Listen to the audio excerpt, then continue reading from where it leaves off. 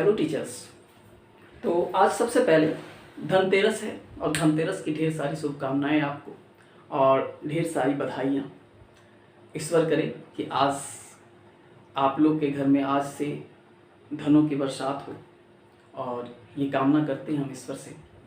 आते हैं हम लोग आज के वीडियो पर।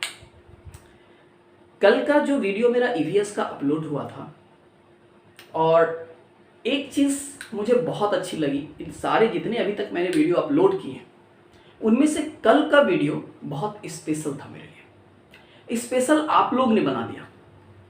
वो इसलिए कि कल कुछ कार्य की वजह से मुझे बाहर जाना पड़ा और आते समय काफ़ी लेट हो गया। जल्दी जल्दी मैंने वीडियो अपलोड किया और मेरी आदत है कि एक बार वीडियो बनाने के बाद मैं उसे एनालिसिस भी करता हूँ, लेकिन कल एनालिसिस नहीं किया मैंने, बिल्कुल वीडियो बना के तुरंत सडनली मैंने डाल दिया और फिर भी हमको लग रहा है कि 11 बज ही गए होंगे रात में। और इसी जल्दीबाजी में एक छोटी सी मिस्टेक हो गई हमसे और उस मिस्टेक को आप लोग ने कमेंट के माध्यम से, बहुत सारे कमेंट आए और सबने उस मिस्टेक को, गलती को मुझे बताया।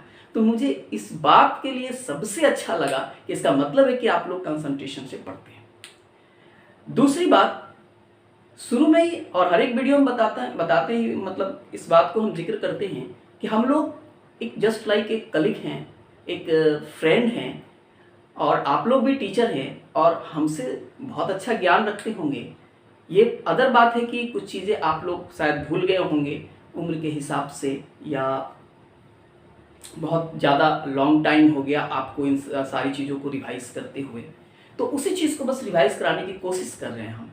लेकिन आप लोग का कंसंट्रेशन जो है वो काबिल तारीफ है, इसके लिए मैं आपको सैल्यूट करता हूँ। और उस मिस्टेक को पहले मैं सुधार देता हूँ, क्योंकि आज मेरा मैथ का वीडियो अपलोड होगा, इसलिए उस मिस्टेक को थोड़ा सा मैं सुधार देता हूँ कि डायरेक्शन की जहाँ पर बात हुई थी, तो डायरेक्शन में अगर हम बिहार को मध्य में लेते हैं तो ये आपका कौन सा दिशा हो जाता है? ये आपका हो जाता है पश्चिम दिशा, ये आपका हो जाता है पूरब दिशा और ये आपका हो जाता है दक्षिण और ये हो जाता है आपका उत्तर दिशा। अगर हम पश्चिम की बात करते हैं तो पश्चिम में यूपी स्थित है, पूरब में कौन सा? पश्चिम बंगाल स्थित है। और अगर हम उत्तर की बात करते हैं तो जी हाँ, उत्तर में नेपाल स्थित है, जो हमसे कल मिस्टेक हुआ था। मैंने उत्तर में झारखंड बता दिया था, ये गलती हुई थी हमसे और अच्छा लगा कि आप लोग ने हमें कमेंट करके मेरी गलती को रियलाइज करवाया कि सर आप गलत कर चुके हैं। दक्षिण में झारखंड स्थित है, उत्तर में नेपाल है। ये मेरा क्या हो जाएगा? इंटरचेंज हो गया था। तो मैंने बता दिया कि उत्तर में झारखंड है और दक्षिण में नेपाल है। तो ये अब दिशाएं मेरे ख्याल से आप लोग की क्लियर हो गई। ठीक है, और अब हम लोग आगे बढ़ते हैं, मैथ के पहले क्वेश्चन पर आते हैं। तो आज का हमारा आयत के बारे में ही हम लोग डिस्कस करेंगे। मैंने कहा था कि क्षेत्रमिति को मैं 5 से 6 वीडियो में अपलोड करूंगा और पूरी क्षेत्रमिति को बिल्कुल पूरी तरह से अच्छे से क्लियर कर देंगे।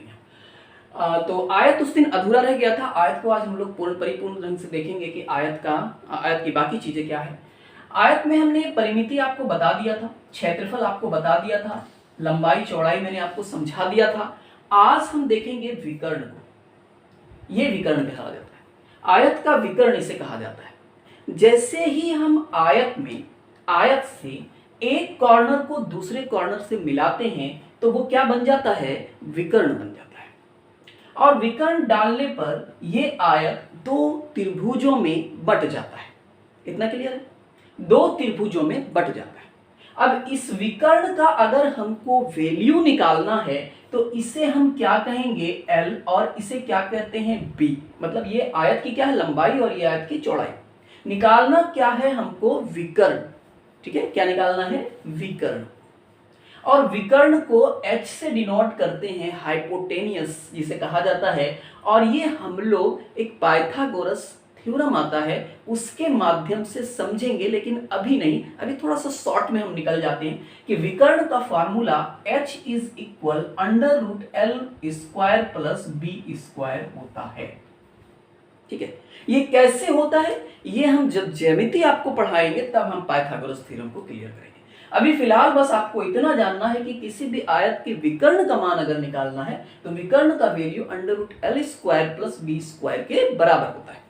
ओके, आगे बढ़ते हैं।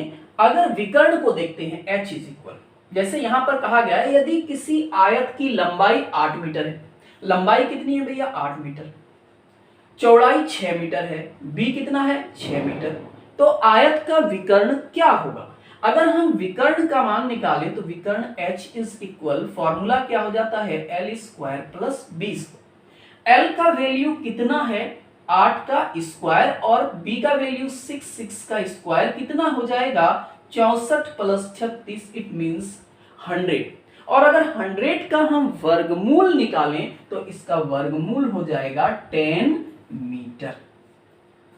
ठीक है, 10 मीटर इसका मान, विकर्ण का मान। अच्छा, एक बात और हम क्लियर कर देते हैं वीडियो में कि टाइपिंग आज क्वेश्चंस जो हम आप लोग को बनाने के लिए देंगे वो टाइपिंग वगैरह होती है या कुछ लिखने में थोड़ी बहुत मिस्टेक हो जाती है, तो उसको आप बिल्कुल नज़रअंदाज करेंगे। कहने का मतलब है कि जैसे लंबाई चौड़ाई होती है वो मीटर में होती है, परिमाप मीटर में होता है, क्षेत्रफल वर्ग मीटर में होता है, ठीक है, अगर आयतन निकालना है तो क्यूब में होता है, घन में होता है। तो ये सारी चीज़ें आप, मुझे भी पता है कि क्या होता है, लेकिन ये सब माइनर मिस्टेक्स हो जाते हैं।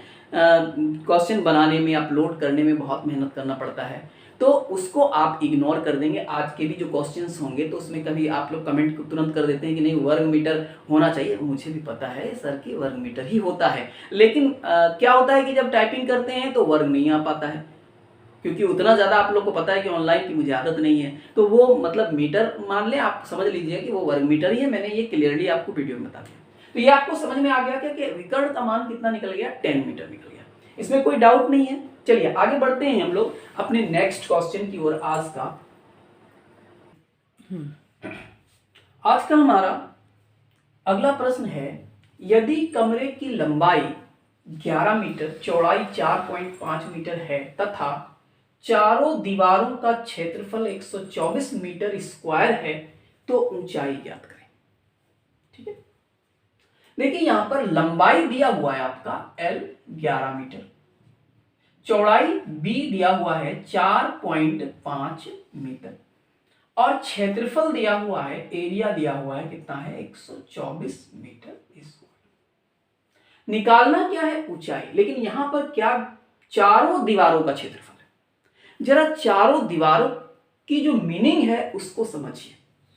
अगर आप अभी इस वक्त अपने रूम में हैं तो जरा ध्यान से देखें कि जो फर्श है वो फर्श की अगर हम बात करते हैं तो वो फर्श आयताकार है कि नहीं। लेकिन अगर हम पूरे कमरे की बात करेंगे तो आपका कमरा किस आकार का है, वो घनाभ आकार का है। ठीक है, लेकिन यहां पर क्षेत्रफल की बात हो रही है, तो जब हम घनाकार अगर ले लेते हैं तो घनाकार का मतलब क्या हो जाता है कि आपका जो ऊंचा वाला भाग, ऊपर वाला भाग, मतलब समझ रहे, छत जो आपकी है और जो फर्श है, ठीक है, फर्श और छत ये दोनों ही घनावाकार में शामिल होगा यदि उसका हम आयतन निकालेंगे तो। और फिलहाल यहां पर घनाव की नहीं आयताकार की बात हो रही है, तो आयताकार में सिर्फ लंबाई चौड़ाई ऊंचाई होगा, छत की बात नहीं की जाएगी और क्षेत्रफल में ये नहीं आएगा, ये बात का ध्यान रखेंगे। तो अगर हम चारों दीवारों, ये एक स्पेशल जो एरिया हमने आपको बताया कि चारों दीवारों का क्षेत्रफल, सिर्फ दीवार की बात हो रही है, तो चारों दीवारों का क्षेत्रफल का एक स्पेशल फॉर्मूला होता है, चारों दीवारों का क्षेत्रफल, और इसका फॉर्मूला होता है 2 into L plus B into H. ये इसका फॉर्मूला होता है। इसका मतलब है हमने सिर्फ चारों दीवारों की बात की है, छत की बात नहीं की है, फर्श की बात नहीं की है। तो 2 into L plus B into H हो गया ये आपके चारों दीवारों का क्षेत्रफल। अब अगर इसका वैल्यू को हम पुट करते हैं तो 2 इंटू एल का वैल्यू 11 प्लस बी का वैल्यू 4.5 और एच का वैल्यू कितना है निकालना है, जबकि क्षेत्रफल कितना दिया हुआ है 124। तो क्षेत्रफल की जगह पर हमने 124 रख दिया। ठीक है, अब जरा इसको हल करने की कोशिश करते हैं हम लोग। 2 इंटू 11 4 15.5 हो गया इंटू एच, और इन दोनों को अगर हम लोग गुना कर देते हैं तो 15.5 गुना 2 कितना हो जाएगा, 31 हो जाएगा। और अगर h का वैल्यू निकालते हैं तो ये 31 इसके साथ कट जाएगा और कितना हो जाएगा, 4 बार में 124, मतलब h का वैल्यू 4 मीटर हो जाएगा। ये आपका आंसर होगा। मेरे ख्याल से चारों दीवारों की जो मैंने बात की वो आपकी समझ में आ गया होगा। आगे बढ़ते हैं हम लोग अपने नेक्स्ट क्वेश्चन की ओर। तो हमारा अगला प्रश्न है, यदि किसी फर्श का परिमाप 24 मीटर तथा ऊंचाई 4 मीटर है तो कमरे के चारों दीवारों का क्षेत्रफल क्या होगा। प्रश्न के लेवल को थोड़ा थोड़ा हम आगे की ओर बढ़ाते हैं, ठीक है। डायरेक्टली अगर प्रश्न के लेवल को बढ़ा देंगे, बहुत ज्यादा टफ क्वेश्चन पूछ देंगे, आपको फिर समझ में नहीं आएगा। इसलिए बिल्कुल 0 लेवल से हम शुरू करते हैं और एट लास्ट क्लास 8 तक पहुंचते पहुंचते बहुत सारे जो आपके पास जो मटेरियल्स होंगे वो लाजवाब होंगे। आपको समझ में आएगा कि मैंने बहुत कुछ सीख लिया, ठीक है। यहां पर देखिए परिमाप की बात हो रही है, तो सबसे पहले चारों दीवार की क्षेत्रफल है, तो चारों दीवारों का क्षेत्रफल जरा हम लोग लिख लेते हैं।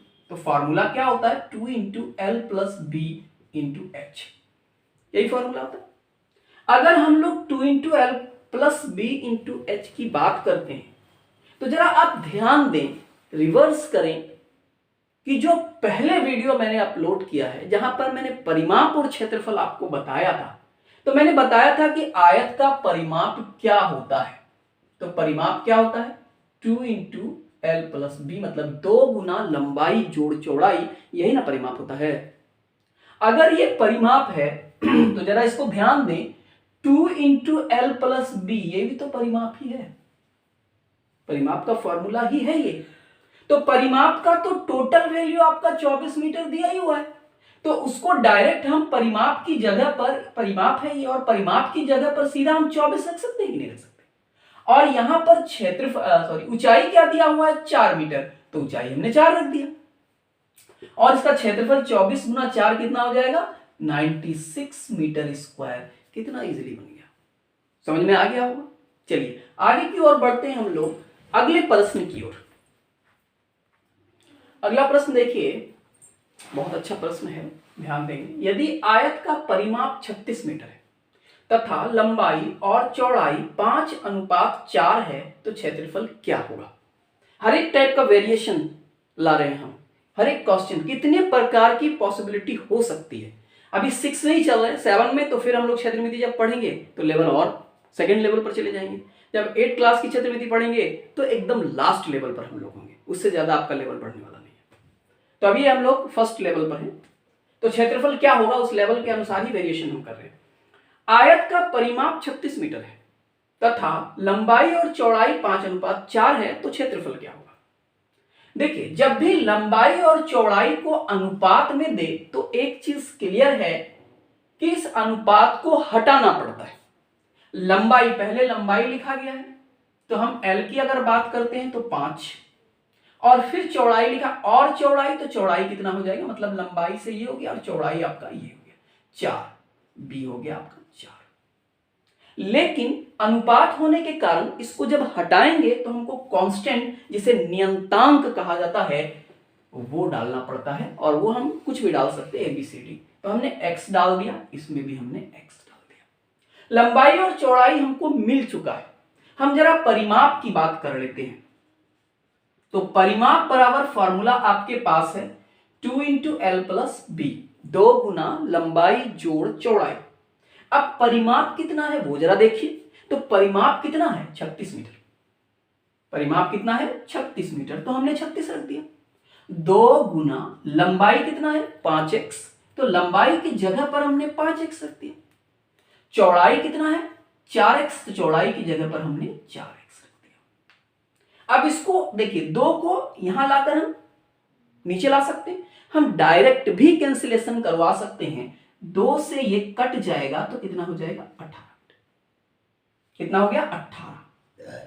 और इन दोनों को अगर हम जोड़ दें 5x प्लस 4x तो कितना हो जाएगा 9x। अब ये 9 फिर एक बार इसके साथ कैंसिलेशन होगा तो 2, मतलब x का वैल्यू कितना निकल गया 2। इतना समझ में आ गया। अगर हम अब लंबाई की बात करते हैं तो 5x इट मीन्स क्या हो गया, 5 इंटू एक्स का वैल्यू 2, तो 5 गुना 2 कितना हो गया, 10 मीटर। अगर हम 4 इंटू एक्स की बात करते हैं तो x का वैल्यू 2, 4 2 जा 8 मीटर। लंबाई हमको मिल चुका है, चौड़ाई हमको मिल चुका है। अब प्रश्न लास्ट में हमसे क्या कह रहा है, क्षेत्रफल ज्ञात करें। तो हम इसका अब क्षेत्रफल निकाल देते हैं। तो क्षेत्रफल का फॉर्मूला क्या होता है, L into B. L into B, L का वैल्यू कितना है 10 और B का वैल्यू कितना है 8, तो 10 गुना 8 कितना हो गया 80 मीटर स्क्वायर आपका आंसर होगा। इतना समझ में आ गया, मेरे ख्याल से कोई दिक्कत आपको नहीं हुई होगी। आगे बढ़ते हैं हम लोग अपने अगले प्रश्न की ओर। तो हमारा अगला प्रश्न है, कमरे की लंबाई उसकी चौड़ाई से दोगुनी है तथा उसका क्षेत्रफल 18 मीटर स्क्वायर है, तो परिमाप क्या होगा। चलिए, आप लोग की तैयारी मेरे ख्याल से अच्छी चल रही होगी, लेकिन अभी पर्व त्यौहार की वजह से कुछ डिस्टर्ब हो गए होंगे, मुझे पता है। पर के पाठक जी, आप पर धनतेरस, आज धनतेरस है और धन की वर्षा भी करना चाह रहे हैं, इसलिए थोड़ा सा आप मेहनत कर लें, तो बिल्कुल मुझे उम्मीद है कि आप लोग में भी धन की वर्षा होगी, क्योंकि वो चाह रहे हैं कि आपका पेमेंट बहुत ज़्यादा इंक्रीज करे। तो उस हिसाब से थोड़ी सी सक्षमता परीक्षा तो भाई बनता है लेना। और आप लोग बिल्कुल मुझे पता है कि आप लोग अंदर से अब जोश में आ गए होंगे, क्योंकि जैसे जैसे हमारा वीडियोस अपलोड होगा, आप लोग जितना प्यार हमें देंगे, जितनी एनर्जी के साथ हम वीडियो अपलोड करेंगे। सब्सक्राइब कम हो रहा है, थोड़ा सा सब्सक्राइब, थोड़ा सा हमको लग रहा है कि आज कल और आज में थोड़ा सब्सक्राइबर जो है मेरे थोड़ा सा नीचे ग्राफ आया है। बाकी पहले के सब्सक्राइब बहुत अच्छा चल रहा था, हो सकता है पर्व की वजह से थोड़ा आप लोग डिस्टर्ब हुए होंगे, लेकिन सब्सक्राइब बिल्कुल ज़्यादा से ज़्यादा करें, फ्रेंडों में शेयर ज़्यादा से ज़्यादा करें, शेयर की कमी हो रही है। और कमेंट बिल्कुल, आप कमेंट बहुत अच्छा लगा, कल का कमेंट बहुत अच्छा था। और लाइक भी करते रहें हमारे वीडियो को। अगर कोई सलाह है तो सलाह भी बिल्कुल हम हमें दें, क्योंकि हम आपके एक दोस्त की तरह हैं, आपके बेटे की तरह हैं। तो बिल्कुल भी ये नहीं सोचेंगे I am not a teacher, I am just like your friend. इस बात को अपने दिमाग में बिल्कुल जहन में रखें अपने। चलिए आगे बढ़ते हैं हम लोग आज के अगले प्रश्न की ओर। कमरे की लंबाई उसकी चौड़ाई से दोगुनी है। देखिए, लंबाई जो है वो चौड़ाई से दोगुनी है, लेकिन चौड़ाई कितनी है तो पता ही नहीं। तो जब कोई चीज पता नहीं होता है तो हम लोग क्या करते हैं, मैथ में आप लोग को पता है कि अगर कोई चीज पता ना हो तो क्या करते हैं, मान लेते हैं। बहुत आप लोग मानने वाला जो खेल है बहुत खेले होंगे जब आप लोग मैट्रिक इंटर में रहे होंगे। तो बस यहां पर भी वही करना है कि चौड़ाई तो हमको पता ही नहीं है, तो हम लंबाई को दुगुना कैसे करेंगे, तो हम चौड़ाई को मान लेंगे। समझ रहे मेरी बात, चौड़ाई को ही हम मान लेंगे। तो हमने मान लिया चौड़ाई जो है वो कितनी है, तो चौड़ाई हमने मान लिया x मीटर। तो जब हमने चौड़ाई को x मीटर माना तो भैया लंबाई कितनी हो जाएगी, दोगुनी है, तो इसका दोगुना करो, तो x का दोगुना मतलब 2 इंटू एक्स कितना हो जाएगा, 2x हो जाएगा मीटर। तो लंबाई और चौड़ाई हमको मिल गई। अब क्या कह रहा है, क्षेत्रफल 18 मीटर स्क्वायर। तो जब हम क्षेत्रफल पर आ जाते हैं तो क्षेत्रफल बराबर क्या होता है, फॉर्मूला L इंटू बी।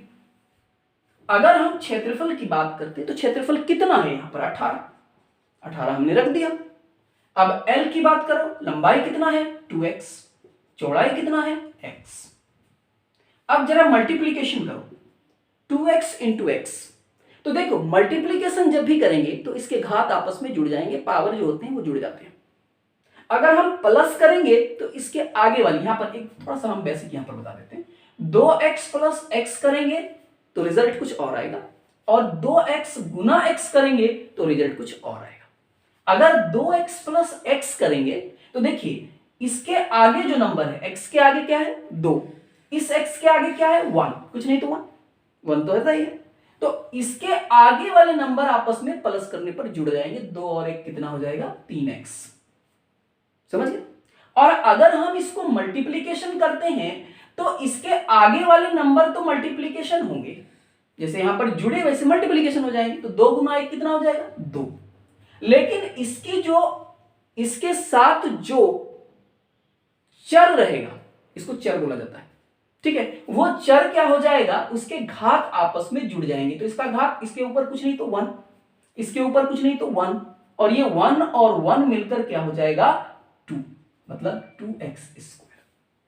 आगे बात समझ में? तो यहां पर थोड़ा सा बेसिक था, मैंने बता दिया कि ये कहां से आया, फिर ये नहीं कि आप लोग पूछे कि कहां से आया, तो समझ गए होंगे कि कहां से आएगा। तो 2x into x is equal क्या हो जाएगा 2x²।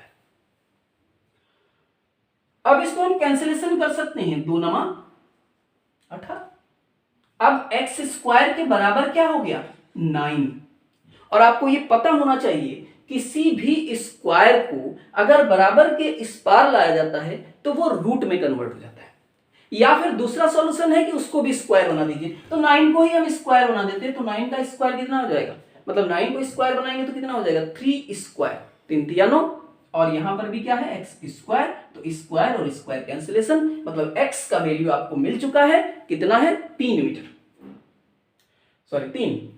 अब देखिए आपके पास चौड़ाई कितना आ जाएगा, x है तो चौड़ाई x का वैल्यू कितना 3 मीटर, और 2x है तो 2 गुना x मतलब 3, तो 2 तिया 6 मीटर। आपको लंबाई और चौड़ाई दोनों ही मिल चुका है।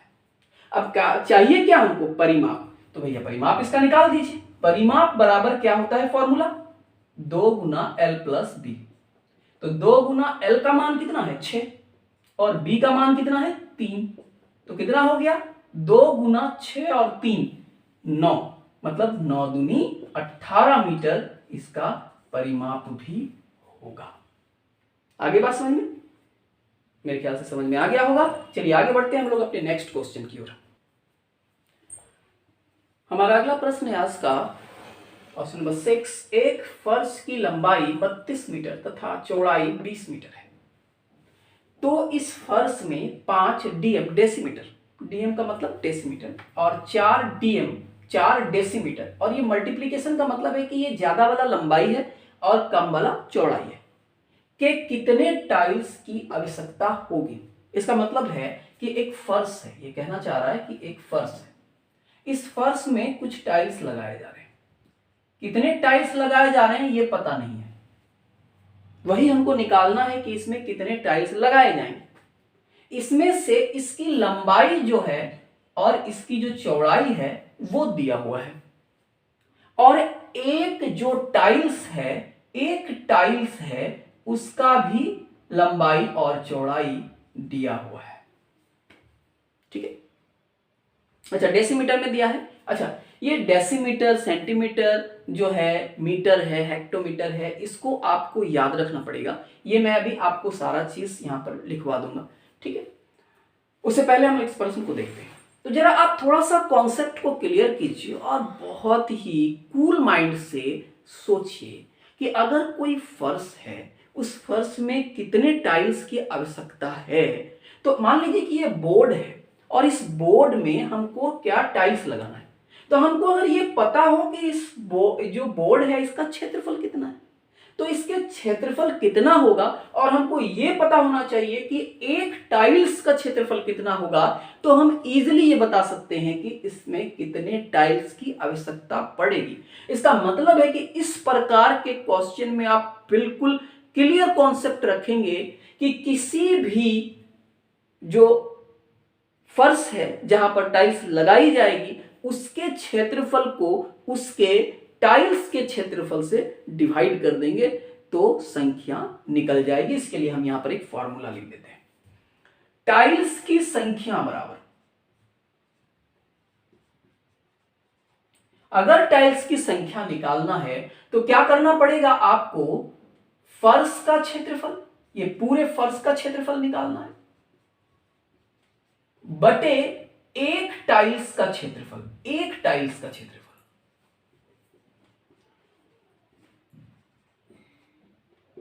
अब देखिए फर्श किस आकार का है, भाई लंबाई और चौड़ाई है, इसका मतलब आयताकार होगा। तो आयत का क्षेत्रफल क्या होता है, लंबाई गुना चौड़ाई होता है। तो लंबाई कितना है 32 और चौड़ाई कितना है 20। अब टाइल्स का क्षेत्रफल, तो टाइल्स किस आकार का है, ये भी आयताकार होगा, क्योंकि इसकी भी लंबाई है इसकी भी चौड़ाई है, अलग अलग है, इसलिए ये भी क्या हो जाएगा आयताकार हो जाएगा। तो इसका भी क्षेत्रफल क्या हो जाएगा, लंबाई गुना चौड़ाई 5 गुना 4। लेकिन यहां पर डेसीमीटर है और यहां मीटर है, समस्या ये है। तो जब भी आप डेसीमीटर को अगर आप चेंज करेंगे मीटर में तो आप क्या करेंगे, उसको 10 से डिवाइड कर देंगे, 10 से डिवाइड कर देंगे। जैसे ही ये 10 से डिवाइड करेंगे तो ये संख्या, ये नीचे वाली संख्या, क्योंकि अंश और हर दो ही हो सकता है, हर के नीचे अंश थोड़ी आ सकता है, तो वो अंश कहां चला जाएगा, ऊपर। इट मींस हम इसे लिख सकते हैं 32 गुना 20, और ये 10 और 10 ऊपर, मतलब 10 गुना 100। और यहां क्या बच गया आपका, 5 इंटू 4। ये कैंसिलेशन होगा, 5 4 जा 5 चौक 20, 4 4 कट गया, 32 गुना 100। इसका मतलब है कि 3200 टाइल्स की आवश्यकता पड़ेगी। ये आपका आंसर होगा।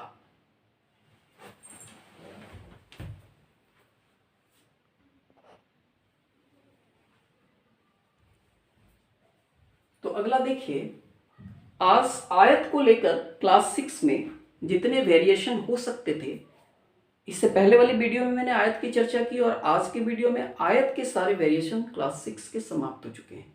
इतना वेरिएशन इनफ था, और इससे रिलेटेड क्वेश्चन है वो मैं अभी आपको दूंगा। वो सारे क्वेश्चन आप बैठकर आराम से इजीली बना लेंगे। ठीक है, 6 क्वेश्चंस मैंने बनाए हैं, इसी जो कॉन्सेप्ट मैंने अभी बताया उसी बेसिक कॉन्सेप्ट के आधार पर मैं 6 क्वेश्चन भी मैंने तैयार किए।